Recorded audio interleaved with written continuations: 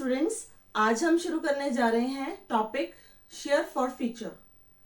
Share for feature का मतलब होता है कैंसिलेशन ऑफ द शेयर।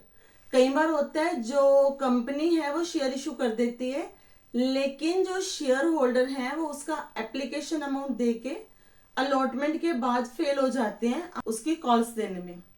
कई बार होता है वो अलॉटमेंट भी नहीं दे पाते, ठीक है। तो कुछ टाइम वेट करने के बाद जो कंपनी है उनके शेयर्स को फॉरफिट कर देती है, मतलब कैंसिल कर देती है। तो ये कैंसिल कैसे कैसे होता है, इसके अलग अलग स्टेप्स हैं। पहला होता है share issued at par and forfeited. एक होता है share issued at premium then forfeited. जो इशूड एट प्रीमियम है, अगर तो वो रिसीव हो चुका है प्रीमियम तो कोई कॉम्प्लिकेशंस नहीं होती, वो एट अ पार जैसी कंडीशन होती है। लेकिन अगर वो प्रीमियम भी फेल हो गया है शेयर होल्डर पे करने में, तो इसकी जर्नल एंट्रीज अलग से होती हैं। चलिए स्टूडेंट, शुरू करते हैं आज इसके practical share forfeiture of a share.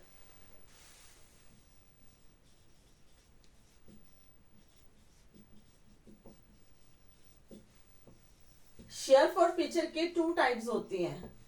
अगर share issued at par and forfeited, right? Shares were issued at premium, then share forfeited। अब इस केस का ट्रीटमेंट अलग होता है, इसका ट्रीटमेंट अलग होता है। तो चलिए पहले इसकी एंट्री सीखते हैं। एंट्री होगी share capital account debit to share forfeiture account to call in arrear account। अब शेयर कैपिटल के आगे कौन सा अमाउंट आएगा? Number of forfeited share into called up value. और शेयर फॉरफिचर के आगे number of forfeited shares into amount received per share, amount yet not received।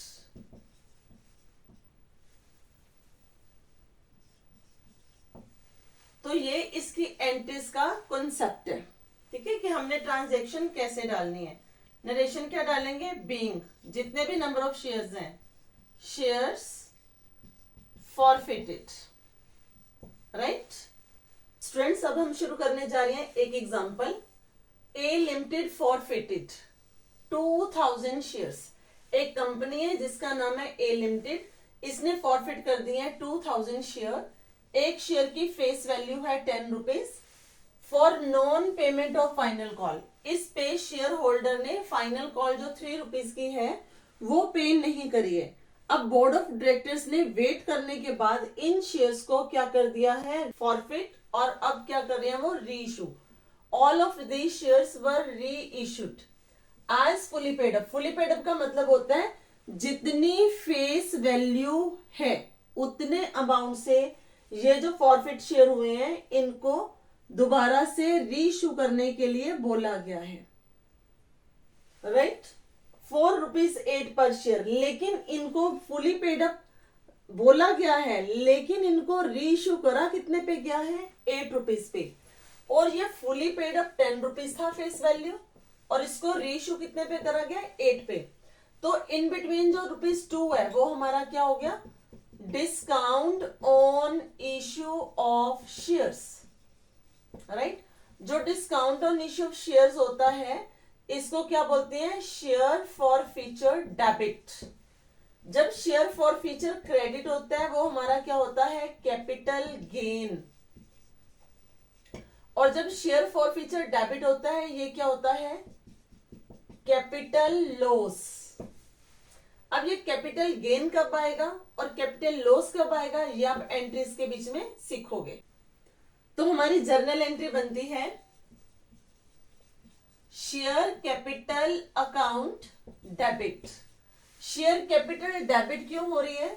क्योंकि शेयर होल्डर जब पैसा देते हैं तो वो पैसा कंपनी के पास आता है, कंपनी की कैपिटल रेज होती है, और कैपिटल हमेशा क्रेडिट होती है, because company is liable to pay this amount after some time. अब कंपनी ने ये पैसा, कंपनी के लिए लायबिलिटी खत्म हो गई है, तो इसको क्या करना है? Debit.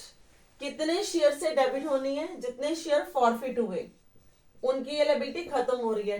2000 share called up value, इसमें कंपनी ने कितना अमाउंट मांगा है? 10 रुपीज।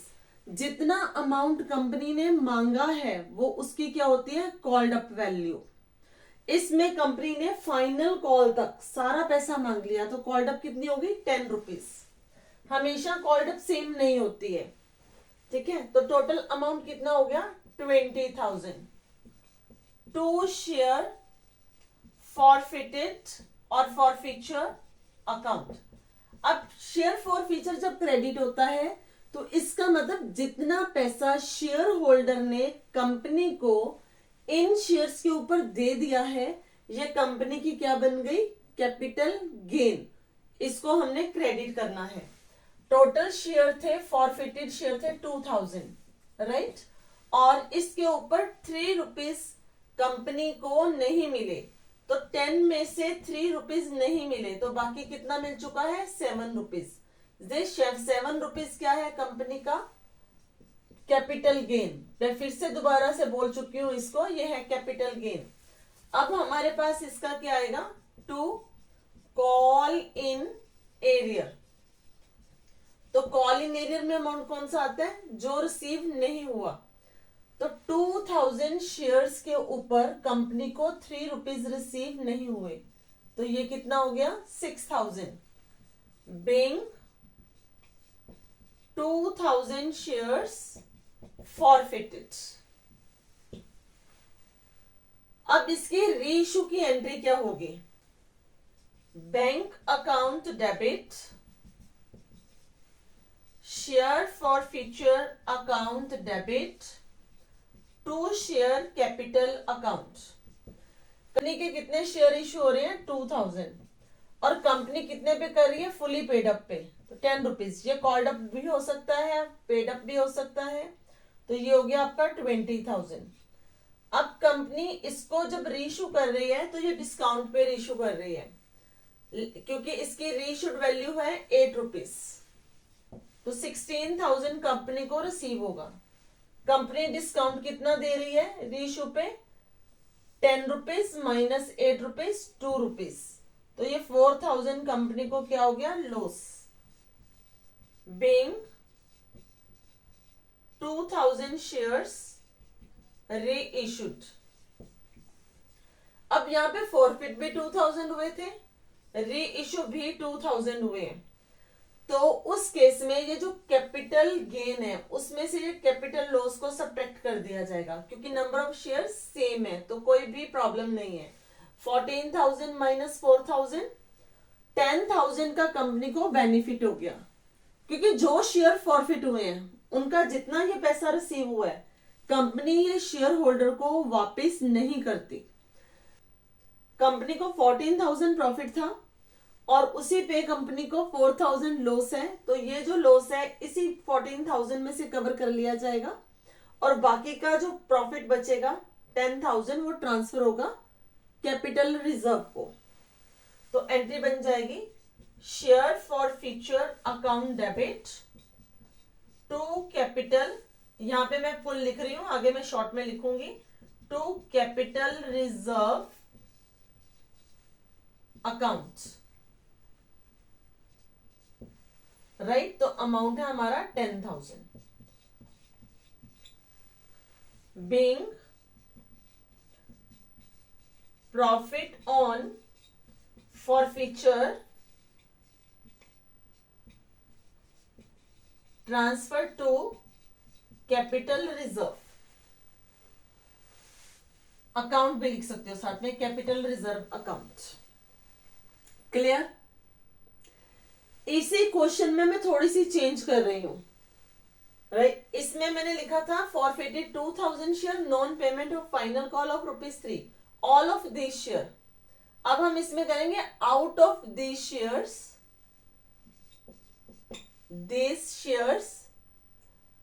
यहां पे ले लेते हैं 1200 शेयर्स री इशूड। तो हमने स्टेटमेंट को ही चेंज कर दिया। अब देखिए इसके आंसर कैसे चेंज होंगे। फर्स्ट एंट्री में स्टूडेंट्स इसमें कोई चेंज नहीं आएगा, क्योंकि जो हमारे फॉरफिट हुए हैं 2000 शेयर ही हुए हैं और उसने फाइनल कॉल 3 रुपीज पे नहीं करी। लेकिन अब जब रीइश्यू हो रहे हैं तो कितने शेयर इशू हो रहे हैं? 1200। तो अब हम एंट्री किससे डालेंगे? 1200 शेयर से। 1200 शेयर है तो हमारी कॉल्ड अप वैल्यू कितनी है? 10, फुली पेड अप। तो अमाउंट कितना हो गया? शेयर कैपिटल को क्रेडिट 12,000। रिसीव कितना हो रहा है? Same amount 8 rupees. तो कितना आ जाएगा? 9600 रुपीज। लॉस कितना हुआ था? 10 माइनस 8 2, ये हो गया तुम्हारा 2400 रुपीज। तो देखिए debit is equal to credit, bank account debit, share forfeited account debit to share capital. लेकिन जब यहां पे हम ट्रांसफर करेंगे तो थोड़ा सा चेंज है। यहां पे कितने नंबर ऑफ शेयर फॉरफिट थे? 2000। यहां पे रीइश्यूड शेयर कितने हैं? 1200। अब इसमें चेंज क्या होगा? अब हम जो कैपिटल प्रॉफिट ट्रांसफर करेंगे ये हमने 2000 का ट्रांसफर नहीं करना, ये प्रॉफिट हमने ट्रांसफर करना है 1200 शेयर्स का। तो फर्स्ट ऑफ ऑल इस वाले अमाउंट को हमें कन्वर्ट करना पड़ेगा 1200 शेयर में, क्योंकि ये जो अमाउंट है ये है 2000 शेयर का। तो इसका मैं साथ में आपको शॉर्टकट भी बता रही हूं ताकि जब 1 मार्क के क्वेश्चन आए तो आप इजीली कर सको। तो हमारे नंबर ऑफ रीइश्यू शेयर कितने थे? 1200 शेयर्स। और हमें यहाँ पे कितना अमाउंट रिसीव हो चुका था इन शेयर्स पे? 7 रुपीज के अकॉर्डिंगली। तो हमें रिसीव हो चुके हमारा यहाँ पे अमाउंट 8400 रुपीज। और हमारा यहाँ पे लॉस कितना हुआ था? 2400। ये इसमें से सब्ट्रैक्ट कर दो तो कैपिटल गेन कितना रह गया? 6000, जो कि हम ट्रांसफर करेंगे कैपिटल रिजर्व को। I hope it's clear to all. अब मैं फिर से इस क्वेश्चन में थोड़ी सी चेंज लाऊंगी और फिर से इसमें आंसर क्या होगा?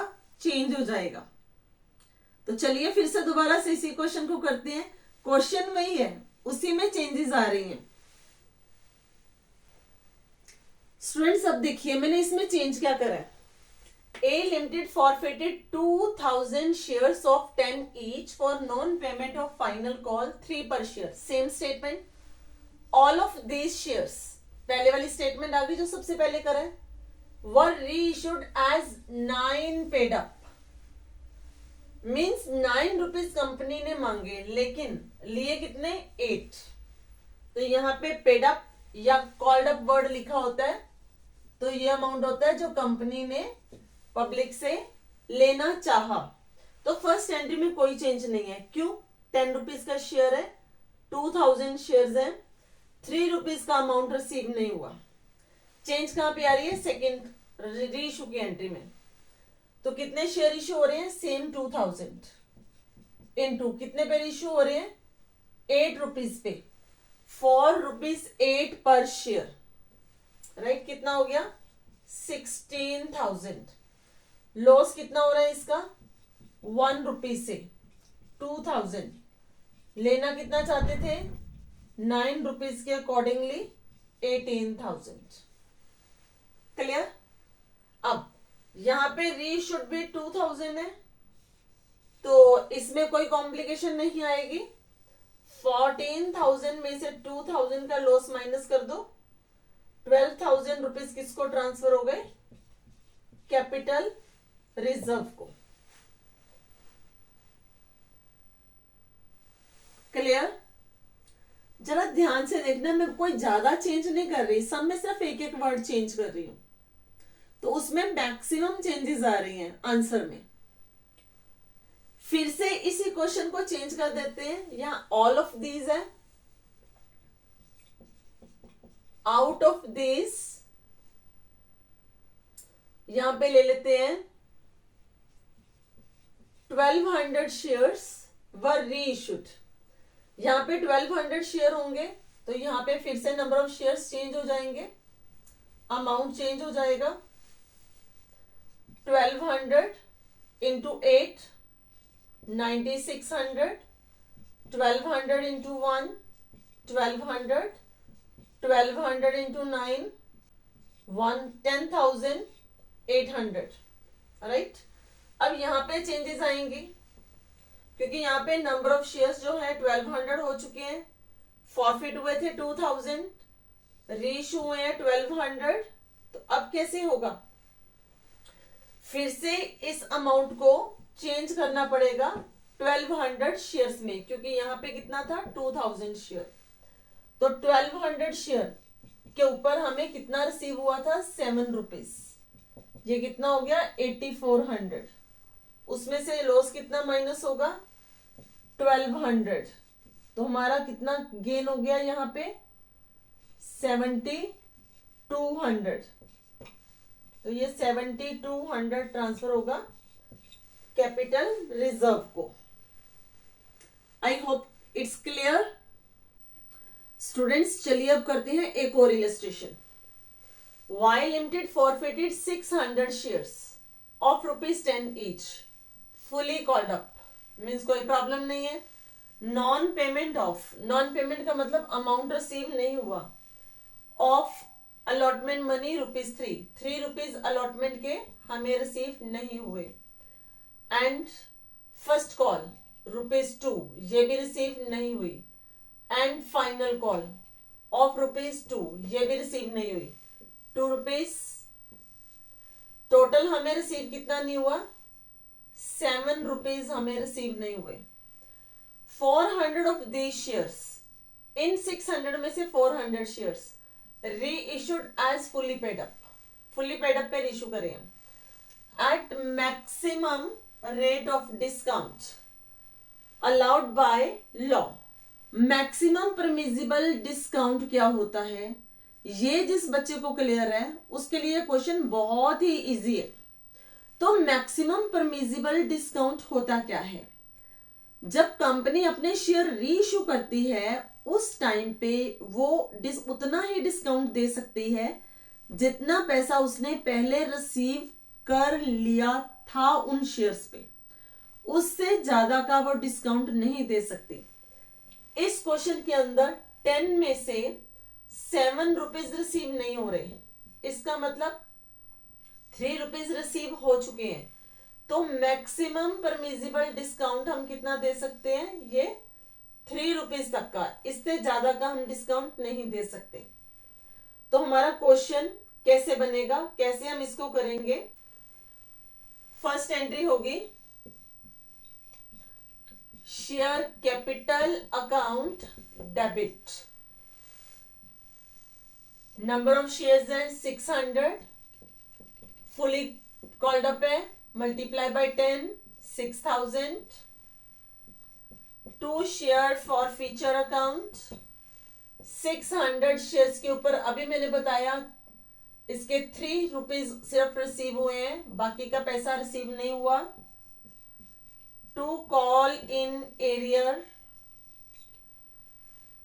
3 + 2 5, 5 + 2 7, 600 into 7 4200, being 600 shares forfeited। ये आपकी फर्स्ट एंट्री क्लियर हो गई, ये सिंपल है पहले जैसी है। Second entry bank account debit, share forfeiture account debit, 2 share capital account, number of share reissue हो रहे हैं 400, 400 शेयर वो भी fully paid up, multiply by 10 4000।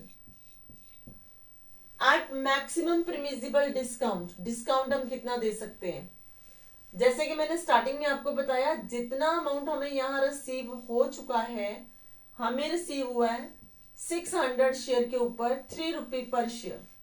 तो ये 3 रुपीज ही हम आगे यहाँ पे डिस्काउंट दे सकते हैं, इससे ज्यादा का डिस्काउंट हम नहीं दे सकते एज पर लॉ, राइट। तो हमारा डिस्काउंट कितना हो जाएगा 1200 डिस्काउंट हो गया। 100 शेयर पे 10 रुपीज हमें मिलने थे, 3 डिस्काउंट हमने दे दिया, तो हमें कितने रिसीव हो रहे हैं पर शेयर 7 रुपीज, 2800 रुपीज रिसीव हो रहे हैं। Being 400 shares reissued. Last entry होगी share forfeiture account debit to capital reserve account. अब यहां पे थे 600 शेयर, यहां पे है 400 शेयर, तो इस अमाउंट को जो हमें रिसीव हुआ था 600 शेयर के ऊपर हम इसको कन्वर्ट करेंगे 400 शेयर्स में। तो 400 शेयर पे पर शेयर हमें कितना मिला हुआ है 3 रुपीज, 1200, और हमें लॉस कितना हुआ 400 शेयर को रीइश्यू करने पे 1200। तो हमारे पास कैपिटल गेन कितना बचा, यहां से कुछ भी नहीं, तो ये हमारा आ गया nil. Share forfeiture to capital reserve amount is nil, being profit कुछ है ही नहीं, right, nothing is transfer to capital reserve. ये एंट्री आपने डाल के दिखा देनी है। कई बार क्या होता है फाइनल एग्जाम में इस एंट्री के भी मार्क्स होते हैं, बच्चे क्या करते हैं ये कैलकुलेट करा नील आ गया छोड़ दिया, छोड़ना नहीं है, एंट्री डालनी है, उसके आगे अमाउंट फिल करना है, 0 0 नहीं लिखते वैसे, यहां पे लिखोगे नील। Is it clear? मेरे को लगता है आपको एट पार के सारे केसेस फॉर फ्यूचर के क्लियर हो गए हैं। अब इसके बाद हम शुरू करते हैं प्रीमियम, लेकिन ये वीडियो काफी लंबी हो जाएगी अगर मैं इसी में ही डालूंगी तो, और आप बोर हो जाओगे इसको देखते देखते, ब्रेक में नहीं दे पाओगे। तो इट्स अ बेटर कि इसको हम नई वीडियो में डालते हैं। तो जिसको प्रीमियम पे फॉर फीचर सीखना है वो यहां से दूसरी वीडियो को कंटिन्यू करे। बाय।